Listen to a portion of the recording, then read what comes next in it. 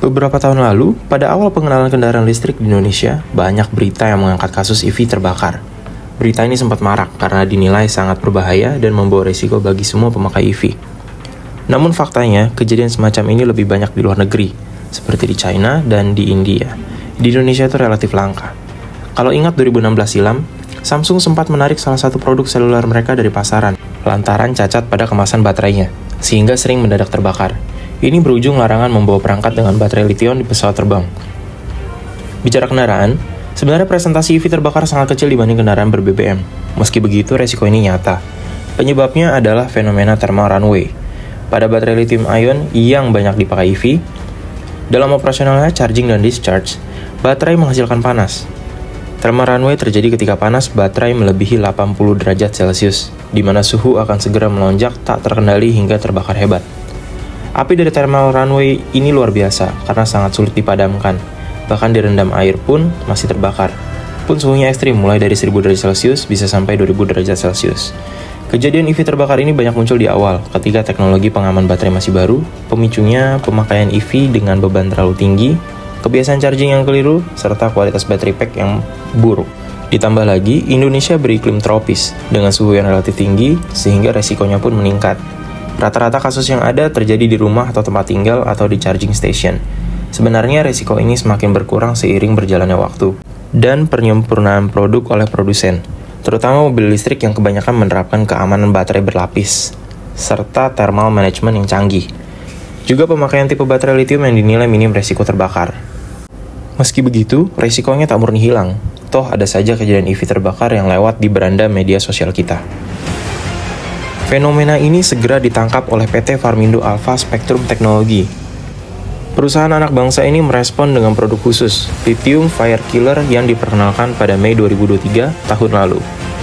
FAS adalah distributor eksklusif pemadam api Hartindo AF31 atau dikenal sebagai Lithium Fire Killer. Ini merupakan yang pertama di dunia.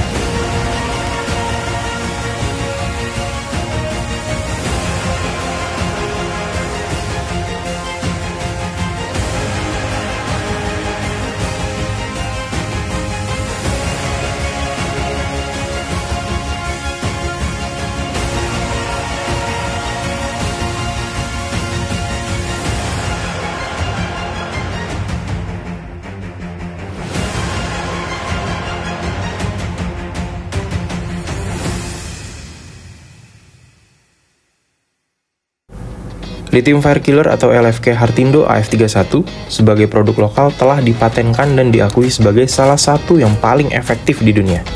Dengan berbagai sertifikasi internasional, produk ini juga dianggap sangat aman bagi manusia, hewan, dan lingkungan. Kami telah melakukan uji coba di berbagai negara mulai dari Amerika, Inggris, Kanada, Prancis, Singapura, dan Malaysia. Terbukti bahwa media milik Hartindo AF31 ini memiliki sifat pendingin yang dapat menghentikan thermal runaway serta mencegah penyalaan ulang dari baterai lithium yang terbakar, ungkap Willy Hadi Wijaya.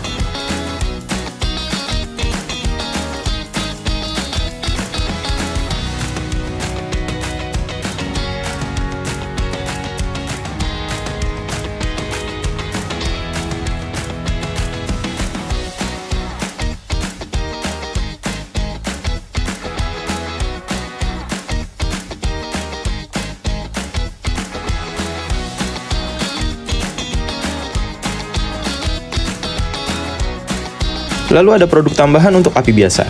Dengan keistimewaan aman bagi perangkat elektronik, termasuk juga aman jika terkena kulit, bahkan sampai tertelan. Bahan yang khusus ini sanggup memadamkan api tanpa merusak perangkat kelistrikan. Ini bukti bahwa cairan tersebut aman bagi kulit. Tidak butuh waktu lama untuk cairan tersebut kering. Dan ini sangat aman bagi kulit.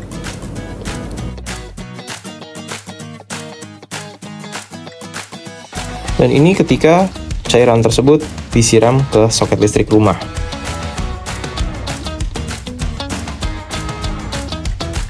Perangkat proyektornya tetap berfungsi normal tanpa masalah.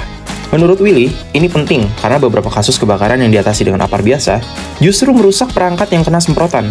Meski lolos dari api, tapi tetap rusak. Dengan ini, kejadian seperti ini bisa dihindari. Seru ya?